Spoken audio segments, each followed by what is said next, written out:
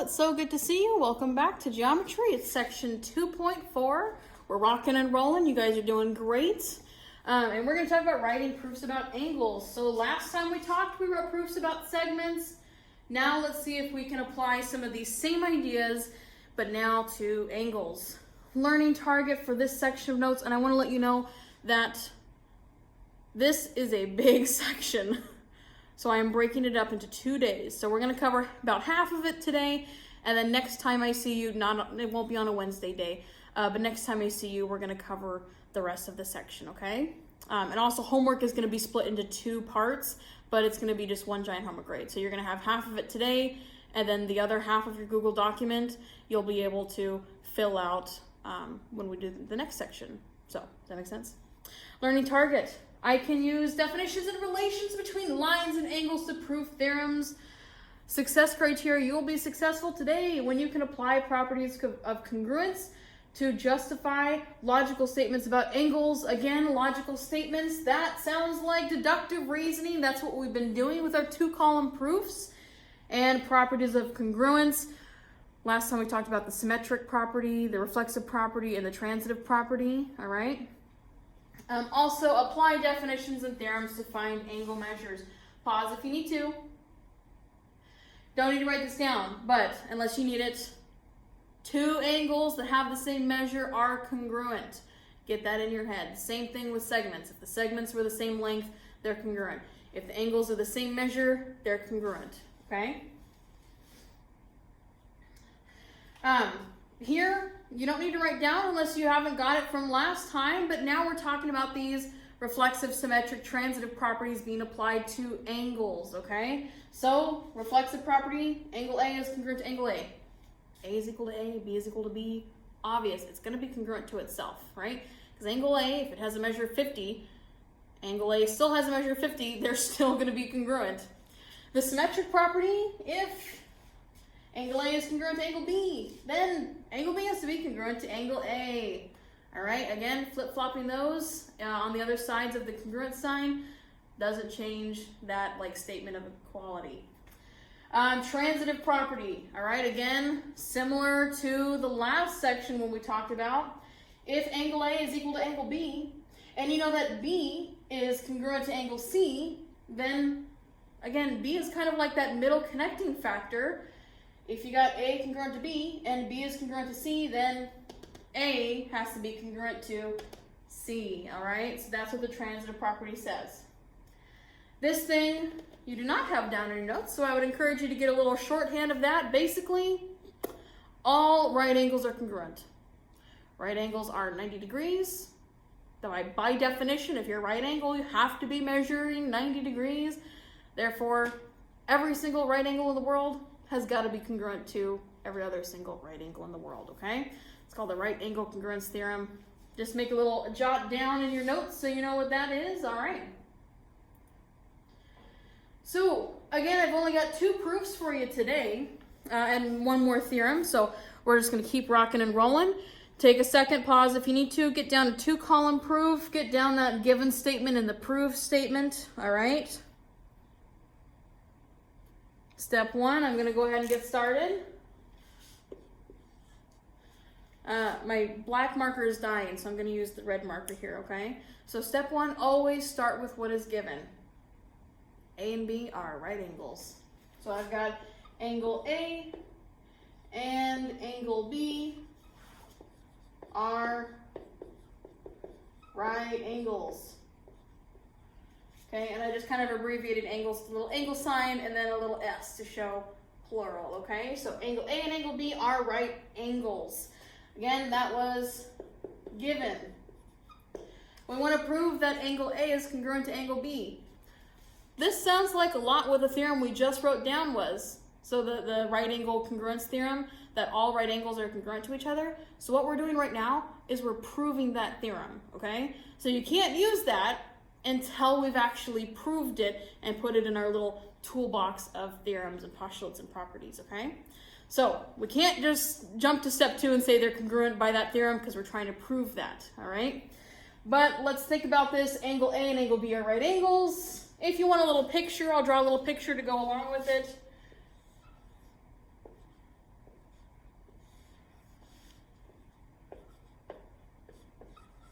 There you go. There's two right angles, angle A and angle B.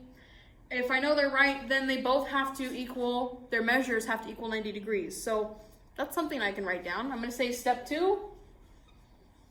Well, if they're right angles, then the measure of angle A, again, now I'm not just talking about the angle, I'm talking the degree measurement. So I add that little m in the front that says the measure of angle A. The measure of angle A and the measure of angle B are both equal to 90 degrees.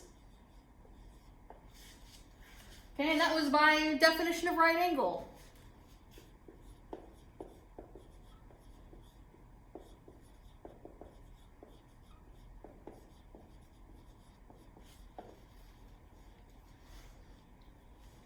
Okay. Well, let's think about this. I've got measure of angle A equals 90. 90 is also equal to the measure of angle B.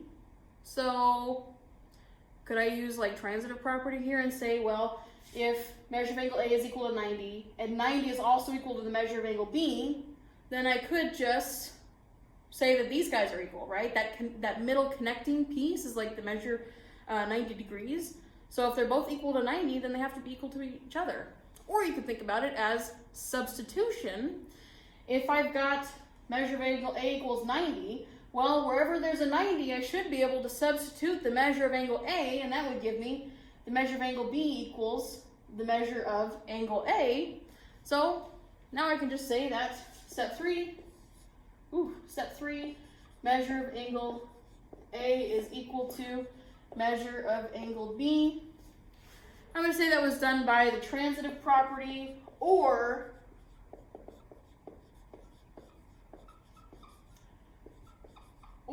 substitution. Whichever one makes more sense to you, okay? But basically, we've got those two equations. We can now make the statement that the measures of angle A and B are going to be equal to each other. And obviously, if the measures of two angles are equal, then they have to be congruent by the definition of angle congruence, right? Again, if these two measures are equal, then step 4, now I can finally say that angle A, now I've dropped the little m in front of it to now talking about the angle. We're not talking about the measure at all. Angle A is congruent to angle B. And that was just done by definition of congruent angles. And I'm going to say definition congruent angles. All right. Again, check mark. We've set out what we wanted to prove. You are finished with that proof. All right. Take a second if you need. In the picture, I'm even just going to go put a little right angle there. Right angles on both of them. Okay. So now that we've proved that, we can use it in later proofs, all right? So that theorem is now proved. Pause if you need to, or go back a couple seconds if you need to. I've got one more.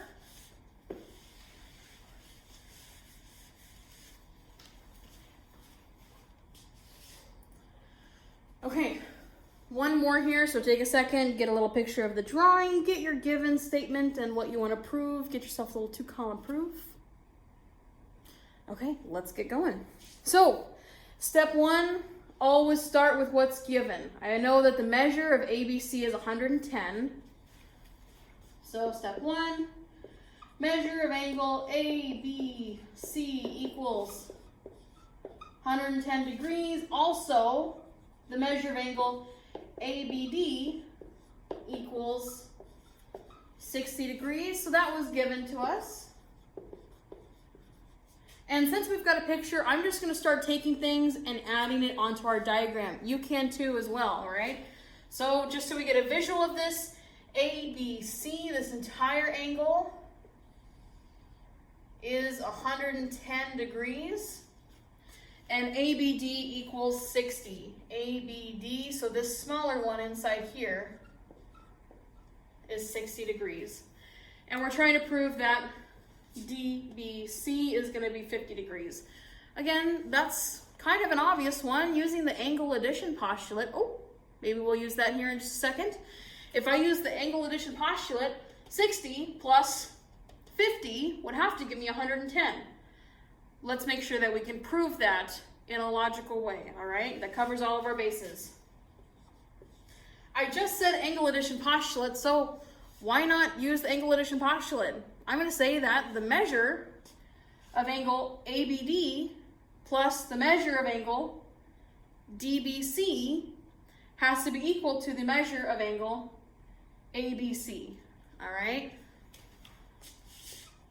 So that means measure of angle ABD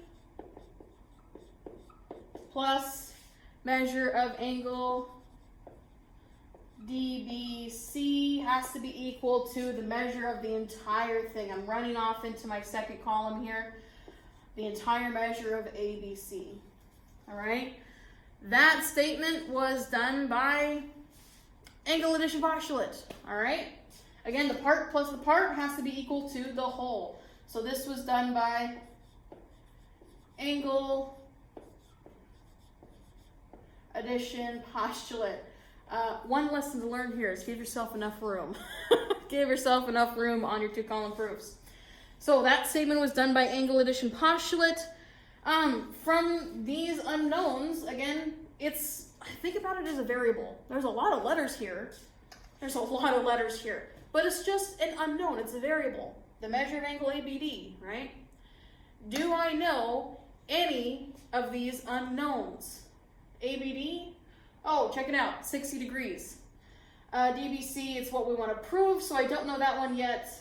ABC, 110 degrees. So by substitution, I'm going to plug in some values that was given to us in our given statement.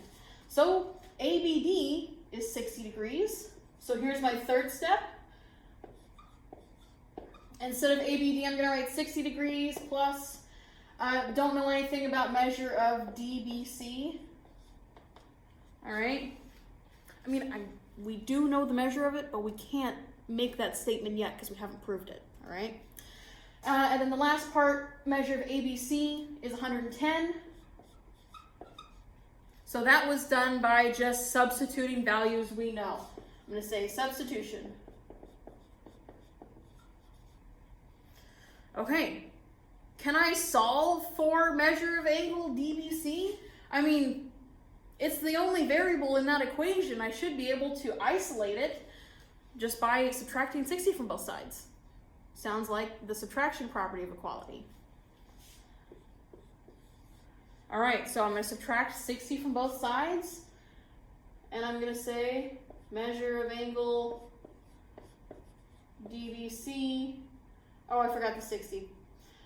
Plus 60 degrees minus 60 degrees equals 110 minus 60 degrees. Okay, that was done by, again, subtraction property of equality. I minus 60 degrees from both sides. It shouldn't change that statement of equality. So subtraction property of equality. And then I can just finish off and simplify, okay? So boom, the 60 degrees and the negative 60 is going to cancel. So I've got step 5, measure of angle DBC equals 110 minus 60 is 50 degrees, all right? Again, that was just done by simplifying. And boom, we're done. That's what we wanted to prove. We made it, all right? So check mark on that. I'm going to say I am finished with that proof. We set out what we wanted to solve. Take a second, pause if you need to. I've got one last thing. You guys are doing great today. Hang in there.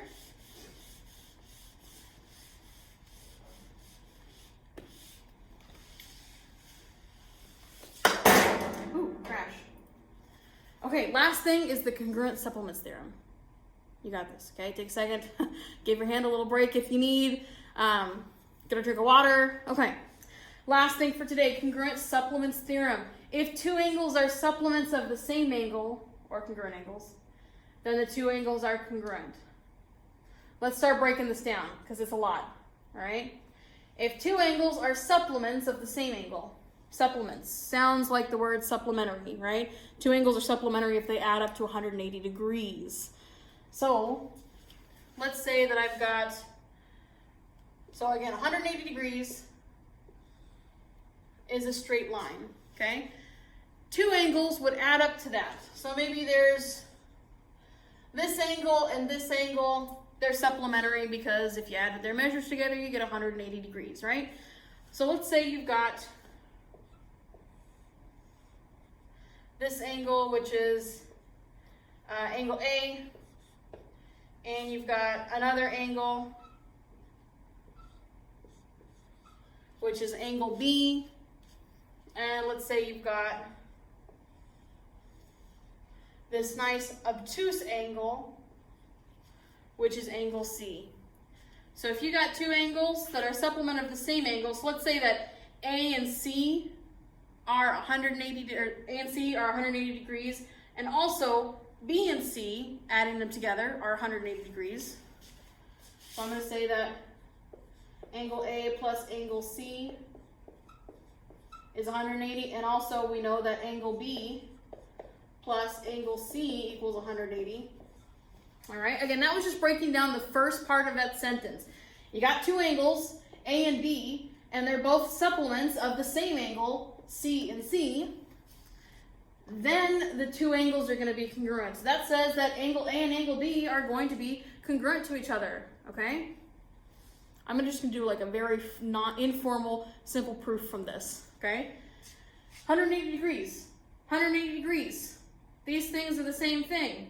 They're also equal to two different statements. So, using the transitive property, if angle A and angle C added together are equal to 180, and 180 is also equal to angle B plus angle C, then these two statements should be equal to each other. That means that angle A plus angle C has to be equal to angle B plus angle C. Take a second, make sure that makes sense. And then check it out. There's an angle C on both sides of the equation.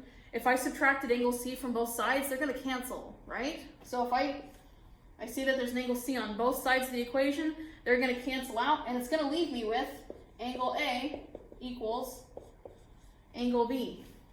And that was just a very simple, informal proof of what we just said, all right? So basically, you got two angles. Again, to summarize, two angles, they're supplements of another angle, then that means the two angles have to be congruent, okay? Again, kind of basic, you can wrap your head around, it makes sense, but we've also got a simple, informal proof for it. Okay, let me know if you have any questions. This was the first part of our proofs about angles section, so you are going to show me your notes at Blackman 107, and we'll see you there, okay? We're going to go over some more proofs. Blackman 107, I will see you there. Come say hi, check off your notes.